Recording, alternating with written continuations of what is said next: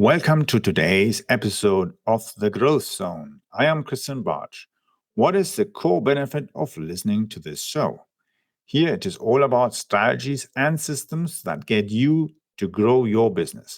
As an entrepreneur or business leader, you need to be ahead of trends. Gain insights that really thrust your business to the next level. Each episode focuses on different aspects of designing, building, and leading companies. Without marketing, sales, innovation, or funding, you will lack the fire for growth. Without management strategies and systems, you are speeding towards failure. For those who listen to the entire episode, I have a special surprise gift. I'm also working on some great guests that are industry leaders in management, innovation, and marketing. Let's get started on today's episode. Hey, things are not going the way you wanted? Well, the economy is going up and down in different regions, and people are behaving a little bit strange. But the thing is, even without an economic recession, you will now and then always find that you maybe get in contact with toxic leads, toxic buyers, or even toxic clients who've always bought with you and suddenly change into a kind of unbearable, energy hungry people. And what I mean by that, they make all the time demands. They complain. They ask for more stuff. They want you to do free work, endless free work. They then put all the blame on you because something apparently doesn't work the way it should. Then you are the one always to be blamed.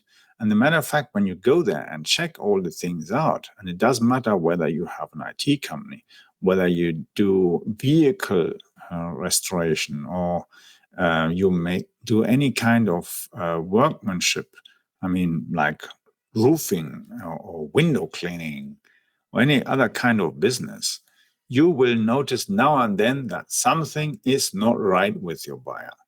And the unfortunate thing is that even buyers who've been doing business with you for 2, 5, or even 20 years, they all can become toxic. And unfortunately, sometimes in the organization, someone has been added and has certain kind of, let's say, hidden interests, and they are trying to hurt you because they want, of course, you to be out of the way so they can do whatever they want, whether they want to invoice or sell the client stuff that they don't need, or whether they want to increase the prices, they increase their revenue share, whether they want to influence the superior in a bad way and use you as a stepping stone towards furthering their own career.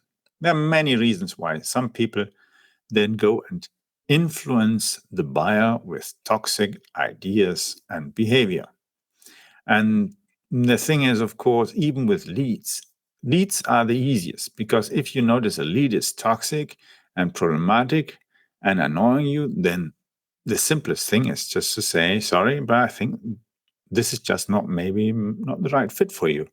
Yeah, I recommend you go and find somebody else. And if they still don't want to leave in peace, just simply don't respond. Yeah, just cut them out. Unfortunately, some people just don't get the message. Now, when it's, of course, a buyer and you've already sold to them and you have delivered to them and they're causing problems, then it's really painful for you. And that's a phase where you have to get through. The best thing at first is, of course, try to fix the problem, fix the relationship, finding out what's the real cause, what's the problem, what's causing it, how things are getting broken all the time. Maybe people have misunderstood something, or something isn't being done as it used to be, and suddenly people are breaking the stuff, or there's someone who is not using the equipment properly, or someone, let's say with the software, let's say someone is using the wrong browser and it's causing problems in your software, then that's of course a problem. And or if somebody hasn't been trained properly, or they're getting some temporary workers and they're not being trained, they're giving some outdated manuals and they are doing it the wrong way, then of course when you put in junk, junk gets stored, and junk produces more junk in the system. So it's not actually your fault, but you have to try to fix it so that the client actually realizes, hey, it's not your fault, but it's their fault. But you actually were productive and helped them find the cause, fix it, and not go around pointing fingers, but actually first trying to ask questions and find out what's happening. And a similar thing you will see in quality management systems or information security management systems. When you audit these kind of organizations, you will have as well similar tasks to do, because you are asking questions and trying to find out if people are doing it the way they should be doing it. Because when a company sets up a management system, and I don't mean a software, I mean a set of rules, of regulations, of controls and procedures that tell the employee how to do a certain task. As an example, let's say you have a procedure that explains, in quality management, for instance, explains how to package the goods. So they should, of course, first put some foam in the bottom of the parcel and then put the goods in and maybe cover then some more foam around the item that you're shipping. If, of course, they put the item in first and then the foam on top, well, the item will break, of course. Just as soon as it leaves the truck, even at the first destination, the item is broken, and that costs you money. But that's the idea of setting all these procedures, because you and I might say, wait a minute, of course you put in first the foam and then the item, and then you wrap the foam around it. Who does it differently? You would be astonished. Even large wholesale companies, they have staff who do it completely the wrong way and damage items, and they have to return it again and again. And then you think, wait a minute, why is this organization so big? And they make over and over this stupid mistake. Isn't it logical sense? Exactly, it is logical sense, but some just don't care, maybe. Or I don't know why people do it the wrong way. But it means at the end of the day that when you want to do it the right way, you want to have a sustainable business and you have to do everything properly, you have to go and do it in a proper way. Because the thing is, even let's say that person has packaged the item in the wrong way and shipped it to your buyer. The buyer puts it in his organization and it breaks down, and the buyer just gets angry. So you ship them, of course, a replacement. The thing breaks again and breaks again. Well, your product isn't faulty. Your buyer is actually not toxic, but just getting angry. And you haven't asked the questions. You haven't asked the questions, what is actually happening in my workflow? And sometimes it's not the buyer who's actually toxic. It's your staff, your workflow that is toxic, because you are breaking your items before it even leaves your organization. So you have to fix that problem. And that's the key thing about asking questions in order to deal with this toxic situation. And eventually, maybe you actually find the cause, you fix it, and then you go and fix it with your buyer. So the buyer notices, okay, things are properly now. And if necessary, you take the item with you and transport it in your own car, with your own time, with your own energy, and go to buyer and say, sorry, we found out now the cause, fixed it, and here you get an extra one. And that, I hope, should be working now. And try it out.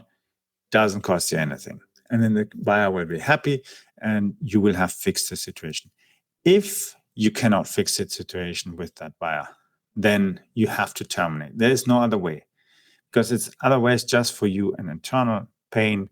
It's going to cost you hundreds of work hours, so much salary expenses. And when you consider the profit that you made with a buyer, it'll be gone within 2 months. You've already made a minus. So keep clear of all these toxic situations.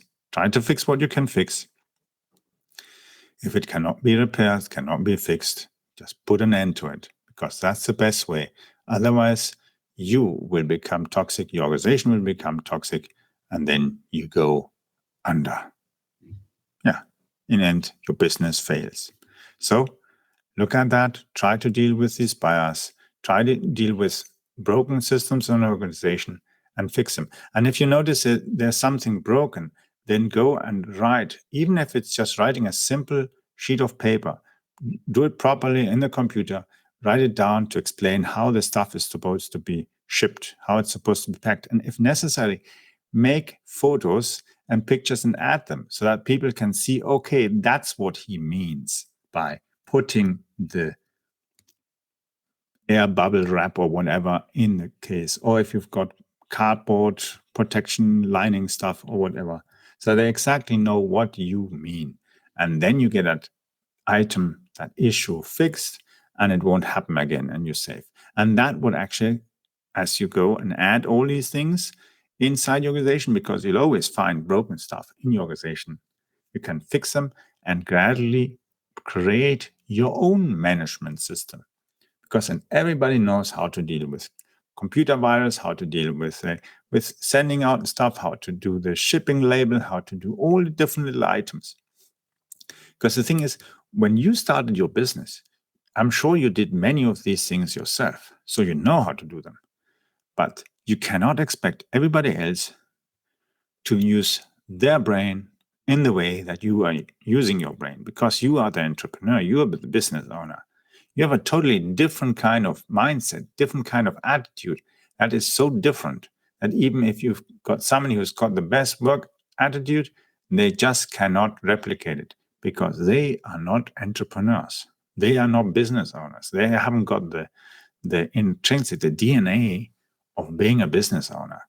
And that's why you have to deal with the stuff in a way that you create reliable, sustainable systems in your organization. And that increases your profit margin, increases your sustainability of your business, cuts costs, makes people happier, makes you happier, even your family is happier because you're not wasting valuable family time on some kind of rubbish that somebody caused by just being lazy or inattentive or just simply not using their brain, because plenty of people are just being a little bit lazy now and then.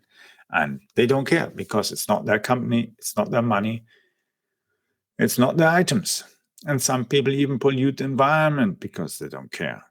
But if you are caring about these things and because you care about your business and why you're doing it, then deal with it in the right way. Have great success with that. Wait, listen. Was the content helpful?